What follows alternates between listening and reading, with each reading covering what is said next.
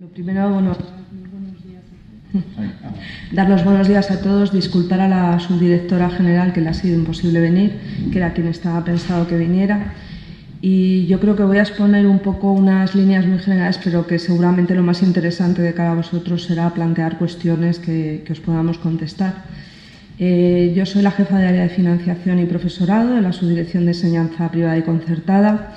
Nuestra subdirección sabéis que tiene las competencias relativas a todo lo que son los procedimientos de autorización de centros privados, concierto de los mismos, la gestión de financiación, la gestión del profesorado.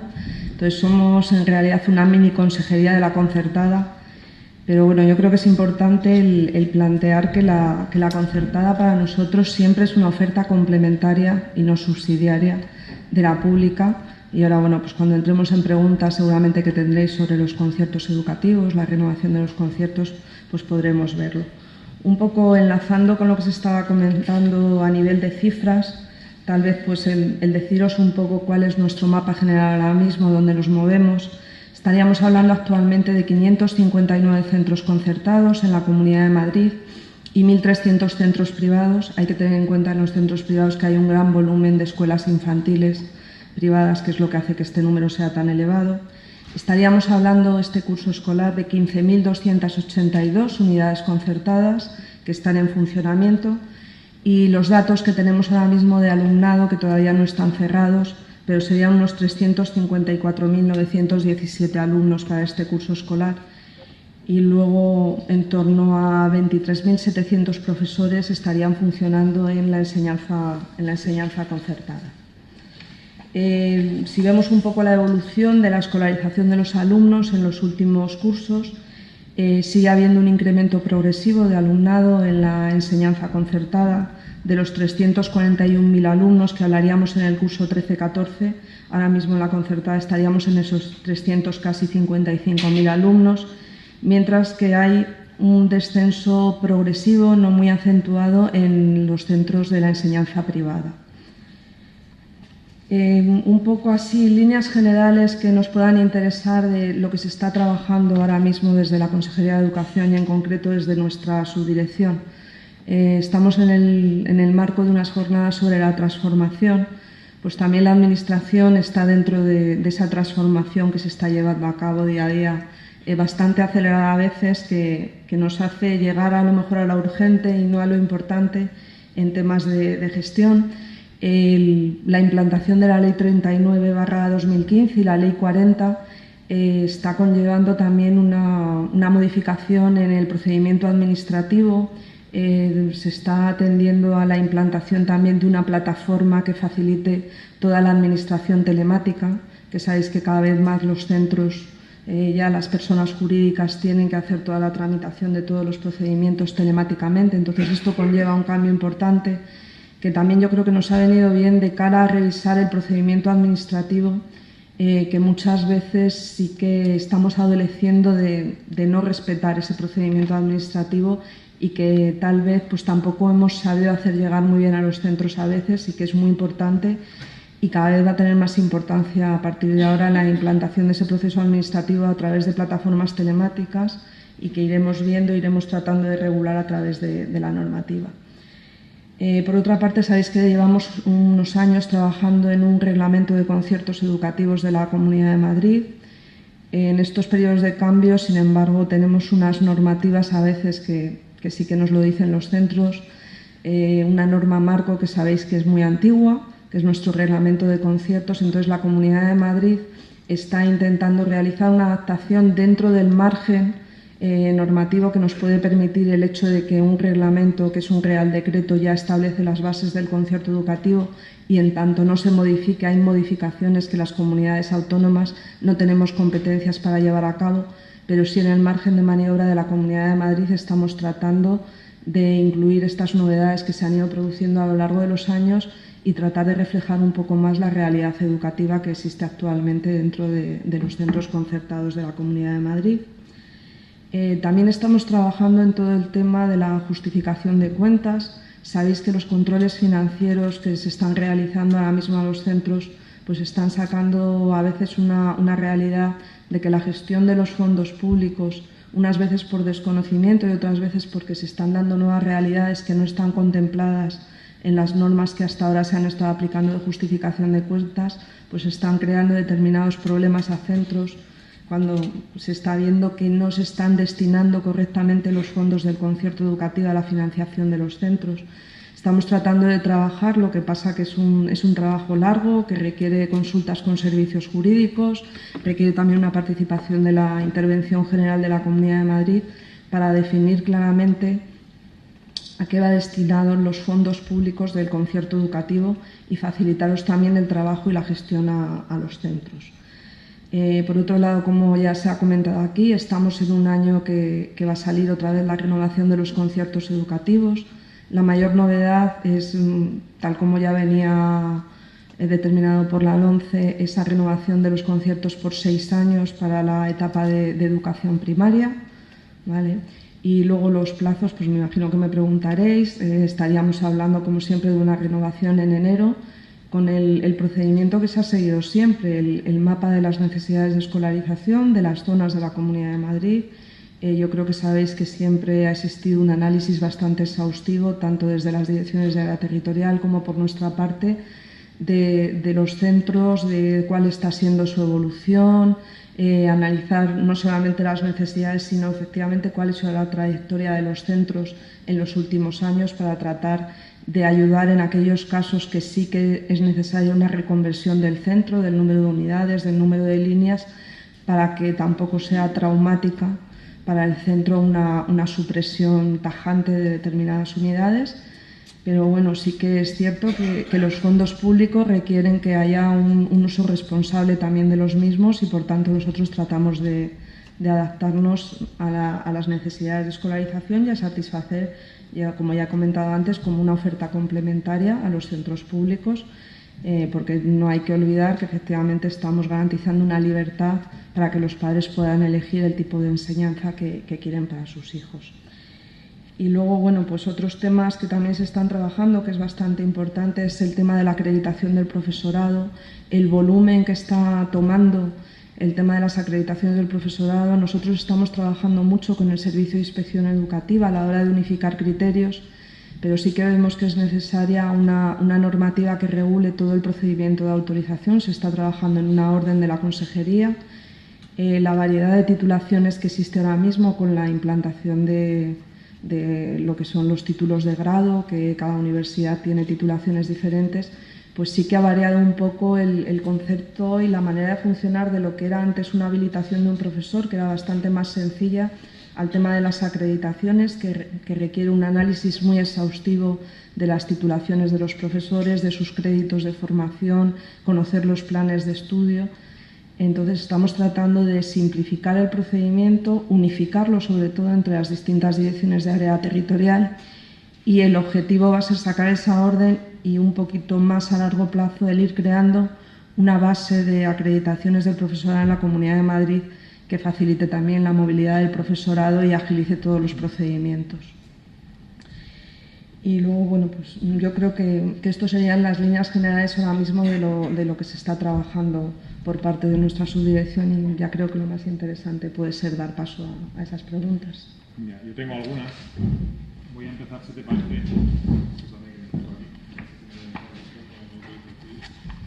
Tengo una pregunta que han formulado en la sala que dice: los colegios concertados no nos financiamos con los gastos de funcionamiento que nos asigna la Consejería de Educación. Este es el antecedente de la pregunta. Ahora bien, la pregunta: ¿qué alternativas o medidas autoriza la Consejería para hacer frente a los gastos que no cubre la financiación de la Consejería? No sé si es extracompetencial o puedes. Gracias. Si hay alguien que tenga más preguntas, que se las facilite al personal de Argos y me las hacen llegar, ¿de acuerdo? Y si no, pues luego lo hacemos de viva voz. Bueno, yo creo que el tema de los gastos de funcionamiento, que es un tema que surge siempre. Ahora mismo, bueno, por los gastos de funcionamiento es cierta esa congelación que existe desde hace años de los gastos de funcionamiento, mientras que, por ejemplo, pues los gastos de salario del profesorado se han ido adaptando. Los gastos de funcionamiento ahora mismo permanecen con esa congelación. De cara al presupuesto del año que viene, sabéis que ahora mismo también hay una prórroga de los presupuestos del 2016. La Comunidad de Madrid, igual que el resto de las comunidades autónomas, depende de los presupuestos generales del Estado y, por tanto, tampoco sabemos si esa subida que se lleva muchos años reclamando en los gastos de funcionamiento va a tener lugar en la Ley de Presupuestos del Estado, en esos módulos que nos marcan también los módulos económicos de la Comunidad de Madrid. Se han hecho muchos estudios respecto al incremento de los gastos de funcionamiento.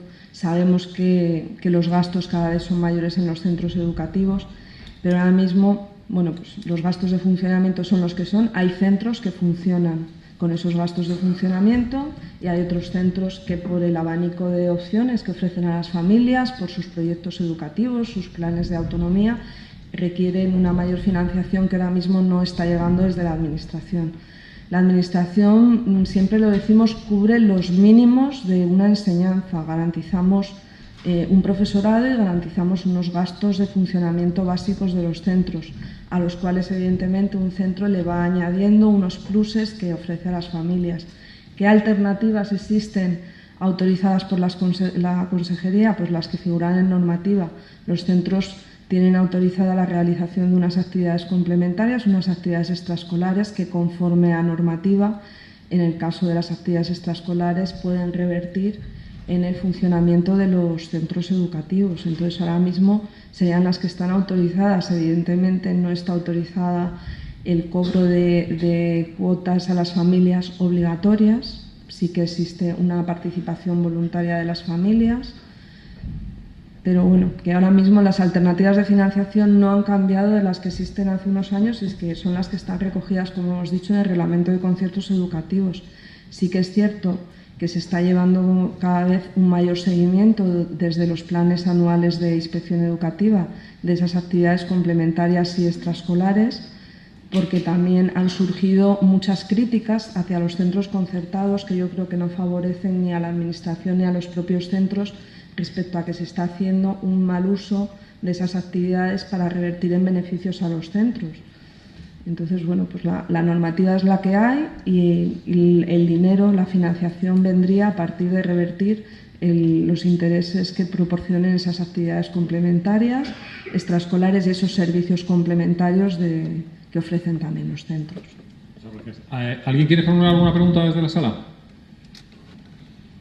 ¿No? Sí, es que estoy como si me estuviéramos sometiendo a un interrogatorio con las luces. Le voy a pedir que casi se ponga de pie y así la vemos mejor. Un momentito. Buenos días y muchas gracias. Sí, no, sencillamente un poco matizar la respuesta y expresar que veo una contradicción entre lo que expresa por parte de la Comunidad de Madrid, que nos autoriza a los centros concertados a cobrar ciertas tarifas, mientras que paralelamente se nos está obligando desde la inspección a hacer público que esas tarifas son siempre voluntarias y además no suponen o no tienen una finalidad de lucro. Y evidentemente nadie nos hacemos millonarios con esta profesión, pero los centros concertados necesitamos obtener ciertos beneficios para sostener todos los servicios que estamos proporcionando a las familias. Entonces, no sé cómo se resuelve esa contradicción. Yo, desde luego, ahora mismo me encuentro en un dilema a la hora de resolverla, porque me han exigido publicar que las actividades extraescolares no suponen lucro para el centro, que los servicios complementarios, comedor, gabinetes, etcétera, no suponen lucro para el centro, y eso sencillamente no es cierto. Y me cuesta, desde la titularidad del centro, publicar una nota informativa a los padres que no es cierta, porque claro que supone lucro, supone un lucro razonable para el sostenimiento del centro, y eso se tiene que poder contemplar y las familias lo tienen que poder conocer. No sé.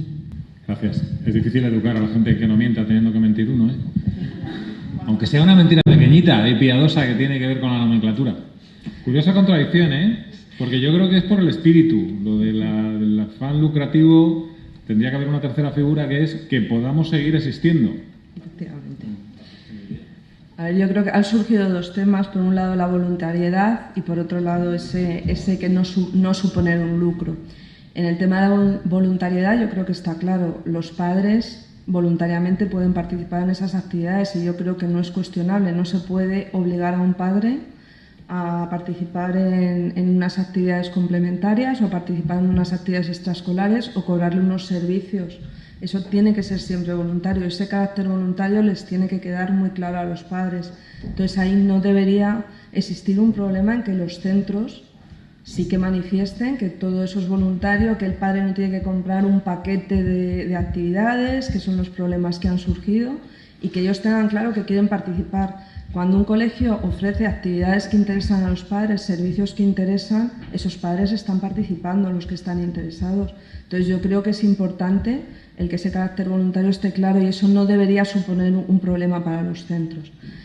En lo que se refiere al ánimo de lucro, si ese dinero realmente se está reinvirtiendo en los centros educativos, en su funcionamiento, no existe un lucro de los centros.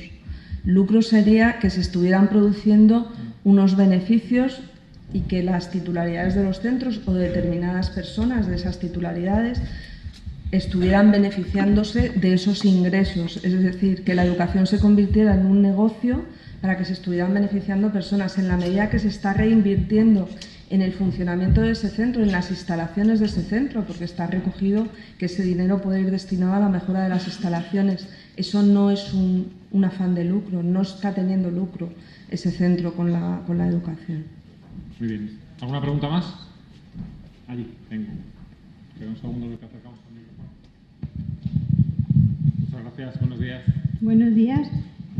Quería preguntar a su directora sobre que este año la ministra de Cristina Cifuentes a las escuelas infantiles de primer ciclo nos han bajado el 20% en las cotas de escolaridad.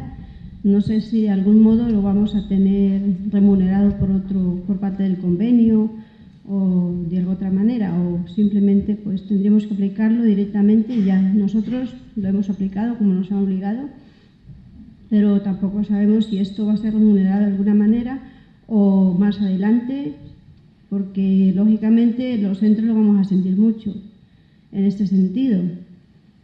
Entonces solamente esta era la pregunta que quería hacerle. Muchas gracias. Bueno, respecto a las cuotas de escolaridad, sabéis que lo que se financia en el caso de los convenios de primer ciclo es el módulo que aparece en la ley de presupuestos, ese 60%, pero que sin embargo, tal y como recoge la normativa, la Comunidad de Madrid puede luego financiar hasta el 100% del módulo teniendo en cuenta las cuotas que el centro ha recibido. En el caso de que esas cuotas bajen, realmente la Comunidad de Madrid luego compensa esa bajada de cuotas porque se va a llegar al 100% del módulo. Entonces, en ese sentido, el módulo no se ha modificado, con lo cual el centro, con la suma de lo que le abone la Comunidad de Madrid más las cuotas de las familias, va a seguir recibiendo el mismo importe que ha recibido en años anteriores. Por lo tanto, no tiene que tener una repercusión económica negativa.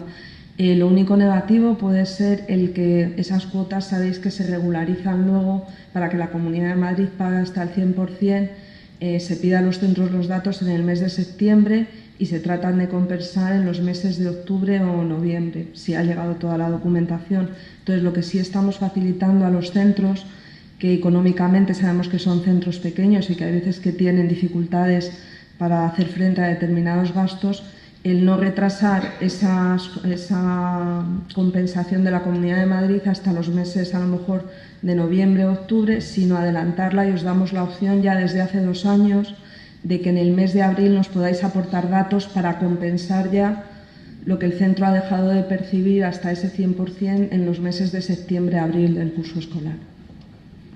Bien. ¿Más preguntas? Aquí tenemos otra más. Y ya casi nos vamos a tomar el café.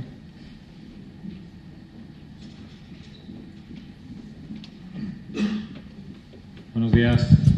Buenos días. Adelante. Buenos días. Es una pregunta conjunta porque, a ver, somos un colegio concertado del sur de Madrid, de Parla. Entonces, lo que sabemos es que el concierto no cubre todas las necesidades que tenemos, eso lo tenemos muy claro. Entonces, las familias sí que tienen la idea de que nos estamos lucrando con todas esas actividades extraescolares que tenemos y los servicios. Lo que pasa es que después tampoco recibimos ninguna ayuda cuando nos llegan los inspectores y hemos tenido que informar 3 veces a las familias en 3 momentos diferentes, bueno, la última nos va a tocar ahora, de cómo estamos actuando y de por qué, creyendo que lo estamos haciendo además bien. Entonces, cada vez que les llega una información a las familias de estos servicios no tienen ningún ánimo de lucro, lo que se cobra es para el sostenimiento de las actividades, etcétera, etcétera. A los padres realmente lo que les hace es dudar mucho de si nos estamos lucrando, de si no nos estamos lucrando, y sobre todo es que no hay una normativa clara de los inspectores, porque ha habido 3 momentos en los que se nos ha pedido cosas cada vez como un grado más, una vuelta más de tuerca. Entonces, que se podía haber hecho desde el principio. La otra es que ha salido la normativa, ha salido en junio, a mediados de julio. Entonces, en esas fechas nosotros ya tenemos al personal contratado, tenemos los horarios hechos, etcétera. Cuando ahora nos llegan con una nueva normativa que seguramente nos va a afectar a todos esos horarios, al personal contratado, esas actividades extraescolares, etcétera. Entonces, sí que pedir que esas normativas, como se pensaba en principio, salgan antes y si no, no se pongan en funcionamiento hasta el curso que viene. Ahora acabamos de tener una inspección de estos servicios extraescolares. Nos van a contestar ahora la dirección de área territorial, nos contestará ahora y esperamos que no sea hasta el curso siguiente cuando tengamos que hacer modificación alguna, si es que tenemos que hacerla, porque si no, a día de hoy pues vamos a tener problemas con este personal contratado, con todos los horarios, con etcétera, etcétera. Muchas gracias. Siempre los puedes mandar a Londres, a lo de Apple, que contaba Juan Carlos. Si no he entendido mal, por una parte es una petición, lo que tiene que ver con la aplicación de esas modificaciones, y lo otro es una consulta sobre los criterios reales de la inspección, ¿no? ¿Por qué la inspección va avanzando en el apretar las tuercas, podríamos decirlo? Esa es la pregunta, bueno, quiero entender. A ver, el tema de las instrucciones sí que es cierto que han salido muy tarde, eso hemos de reconocerlo. Sabéis que el curso pasado se estuvo trabajando como objetivo prioritario desde los servicios de inspección educativa por instrucciones dadas desde la Consejería el tema de las actividades complementarias extraescolares, y se elaboraron esas instrucciones un poco a raíz de todas las aportaciones de lo que se había estado viendo. Entonces, bueno, pues sabéis que los plazos muchas veces, el sacar cualquier tipo de normativa es bastante complicado. Realmente tampoco es una normativa nueva. Si nos fijamos bien, lo que viene es a clarificar un poco, pero en base a la normativa que se tiene que estar aplicando. Entonces, no hay nada que no estuviera antes y que no debiera estarse aplicando antes, ¿vale? Entonces, ahí no debería haber supuesto mucho cambio. Sí que es cierto que sabemos que a un centro no se le deben sacar instrucciones en el mes de julio, cuando los centros finalizan además su funcionamiento en principio en el mes de junio, aunque sigan funcionando normas a aplicar en el curso escolar. Pero bueno, hay veces que la necesidad nos hace que funcionemos con unos plazos que no sean los deseables. Yo sí que lo transmitiré a la subdirectora y al director general, pero bueno, lo tenemos claro y sabemos que esas instrucciones salieron tarde.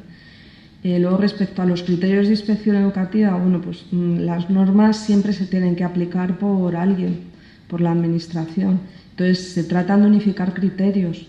Sí que es cierto que las actuaciones de inspección sabemos que no son iguales en todos los centros y que puede haber cambios además de inspección, y que un inspector el año pasado puede haber incidido en determinadas cosas y este curso escolar puede incidir en otras. Nosotros tratamos por eso de unificar con la normativa, y en la medida que sacamos normativa esperamos que los criterios se puedan aplicar de la manera más uniforme posible, pero bueno, ahí nosotros tampoco tenemos una capacidad para entrar a determinadas actuaciones. Sabéis que siempre os ayudamos, siempre os escuchamos. Cuando han surgido dificultades especiales con algún centro, nos hemos reunido y hemos tratado de ver con la Dirección de Área Territorial, con el Servicio de Inspección que tiene esa competencia de supervisión, nuestra subdirección y la titularidad del centro, llegar entre todos a la solución mejor posible. Efectivamente, el hacer cambios a mitad de curso sabemos que es muy complicado. Pero bueno, pues tratamos de hacerlo lo mejor posible, pero sabéis que estamos abiertos siempre a tratar con vosotros las dificultades que tengáis y a llegar a una solución lo mejor posible. Respecto a esas notificaciones a los padres que comentabais que crean una duda de los padres de si se está haciendo bien, en principio la notificación de toda la voluntariedad de esas actividades debería haberse hecho al inicio de curso. No sé en concreto vuestro caso, tendríamos que verlo porque evidentemente no debería haber más notificaciones a lo largo del curso si esa notificación de inicio de curso ya es correcta. Entonces no sé exactamente. Pues muchas gracias, Marisol. Muchas gracias a Juan Carlos Robato también. Juan Carlos quiere apuntar una cosa. Tengo una pregunta, sí. A ver, hemos estado comentando el tema de, lógicamente, la diferenciación de los centros, ¿no? Es decir, al final, si todos, la libertad de poner un proyecto educativo propio, complementos formativos, determinados temas, ¿no?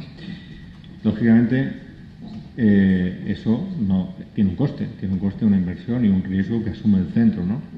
Entonces, al final, si lo que se pretende o lo que sería deseable es que existe una competencia sana entre los centros, ¿vale? Al final tienen que marcar esas diferencias entre unos y otros, ¿no?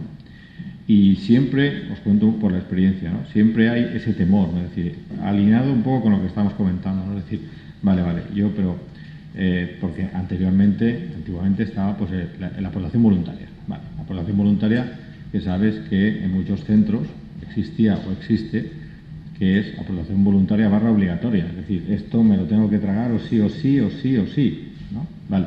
Y ese ha sido uno de los principales pérdidas de ingresos o situaciones que han tenido los centros, pues que los papás han empezado a decir, oiga, y si yo no pago, ¿qué pasa con mi hijo? ¿Dónde le va a dejar usted en esas 2 o 3 horas que le tiene colocadas en medio de la jornada, ¿no?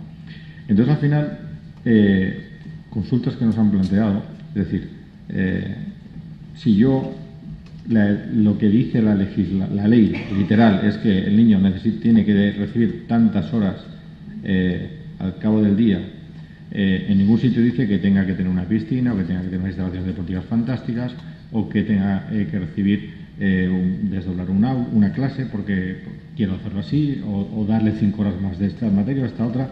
Esto al final es lo que se está, entre comillas, vendiendo o se intenta vender como lo que es el proyecto educativo diferenciado o que se vende como complemento formativo y en definitiva es algo que es una de las fórmulas que están buscando los centros pues, para buscarse una sostenibilidad, ¿no? Esto un poco. Y al final esto se les plantea a los padres al principio del curso, mire, no, si usted quiere venir a este centro, tampoco se ponen muy exquisitos los centros, pues no están para elegir, ¿no? El proyecto educativo consiste en esto, usted, el concierto nos aporta una cantidad de fondos, ahora, y esto, si usted quiere que su hijo venga a este centro, pues tiene que pagar un complemento formativo adicional, que le incluye todas estas cosas, ¿vale? ¿Cómo está actuando la inspección? Porque ha habido padres que se han negado en algunos centros. Sabemos que en algunos centros los padres pues, se han puesto pesados, han dicho, oye, no, yo no quiero pagar esto. Pues claro, se han creado situaciones de tensión en ocasiones porque se ha intervenido la inspección y demás. Hay una postura fijada por parte de la administración en esto, en definitiva. Es decir, si yo tengo un proyecto diferenciado y tengo 5 profesores más de los que me paga la consejería o tengo una serie de servicios adicionales para los niños, esto al final significa que cada niño pues, tiene que pagar 20 euros al mes. ¿Cuál es la posición de la consejería? Es la única manera de que subsistan muchísimos centros, si no van por ahí. Por el complemento formativo, que le llamamos así, ¿no? Antes era aportación voluntaria, pero claro, ahí, llamémosle como queramos, ¿no? Al final sabemos todos de qué estamos hablando. ¿Hay una visión uniforme? A ver, bueno, pues volvemos un poco. Yo creo que aquí, de todas formas, habría que diferenciar de las cosas que has comentado. Hay una autonomía de los centros que tienen una libertad dentro de sus planes de autonomía que no conlleva coste para los centros. Hay centros que han desarrollado planes de autonomía, pueden ser a nivel de idiomas, son los más conocidos no solamente con la implantación de la enseñanza bilingüe, sino también con otros idiomas dentro del horario escolar. Hay un coste que es asumido por la Administración en la medida que nosotros no estamos financiando únicamente horas de profesorado, las destinadas solamente a las horas tal cual, sino que existe una ratio de profesorado que sabemos que además en los centros que tienen una línea de unidades superior a 2 sí que tiene un margen de maniobra. Entonces yo creo que hay planes de autonomía que no tienen coste y que ofrecen un plus a los centros y un plus a los padres. Por ejemplo, también la implantación de los centros bilingües, la autorización de centros bilingües. Antes, cuando hemos comentado cifras, no hemos hecho referencia a ellos, pero sí que es cierto que ha ido incrementándose de una manera bastante considerable desde que se inició la implantación en educación primaria. Luego cada vez son más los centros que están entrando en educación secundaria y el año que viene va a ampliarse la implantación del bilingüismo y va a comenzarse en educación infantil, con lo cual también es un proyecto que se ofrece a los padres y que la Administración está financiando, que entraría dentro de eso que financia la Administración. Luego ya respecto a complementos formativos adicionales, que estamos hablando de esas actividades complementarias, yo creo que también tenemos que tener en cuenta que esto se ha producido en una situación global de crisis económica de las familias, que eso ha llevado a muchas familias a plantearse que esas cuotas que estaban apartando voluntariamente no podían aportarlas, y ahí es donde la Administración, la línea realmente está muy clara. O sea, las aportaciones son voluntarias. La Administración no puede apoyar el que un centro exija a unos padres que tengan que salir de un centro porque no puedan hacer una aportación voluntaria. Entonces yo creo que ahí la línea que se ha mantenido siempre desde la Administración es muy clara, y si una familia presenta una queja en ese sentido, por supuesto, oído el centro, después de oír a la familia, hay que apoyar el que esas aportaciones son voluntarias y que su hijo tiene derecho a seguir en el centro recibiendo lo que es la educación, no recibiendo otras actividades complementarias, otros servicios que no está abonando. En el caso de las actividades complementarias, sí, si la familia quiere participar, porque sabemos que la normativa eso sí que lo permitiría, pero no de otros servicios o de otras actividades extraescolares que no esté financiando. Entonces el criterio sí es uniforme. A la hora hay que tener claro lo que un centro puede exigir a una familia, pero lo que no puede exigir económicamente a una familia.